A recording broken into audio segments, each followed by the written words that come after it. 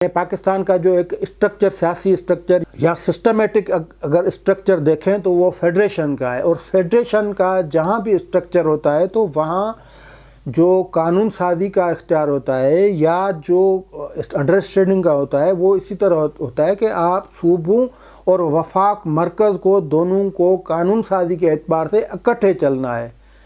دنیا بھر میں اسی طرح پاکستان کا کانسٹیٹیوشن، آئین کا آرٹیکل 141 141 سے لے کر 159 تک وہ صوبوں اور وفاق کے اختیارات کا جو توازن ہے اس کی بات کرتا ہے۔ کانسٹیٹیوشن جو میکرز تھے 1973 سے وہ بات تو انہوں نے اس میں شامل کر دی، لیکن یہاں کوئی یہ بات ماننے کو تیار نہیں۔ وہ یہ کہتے ہیں کہ اگر صوبوں کو اختیارات دے دیے گئے تو مرکز ختم ہو جائے گا۔ اصل میں مسائل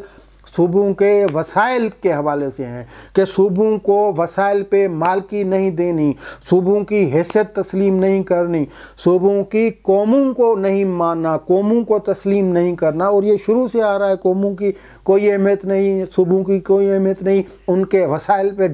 ڈاکہ ڈالا جا رہا ہے شروع سے ہی، اور وہی سلسلہ ابھی برقرار ہے۔ تو 18ویں ترمیم کے جو مخالف ہیں، جو اس کو رول بیک کرنا چاہتے ہیں، وہ ان کے پیچھے یہ سوچ، ایک سوچ یہ ہے کہ صوبوں کو اختیارات ملے تو وفاق کمزور ہوگا، نہیں ہوگا۔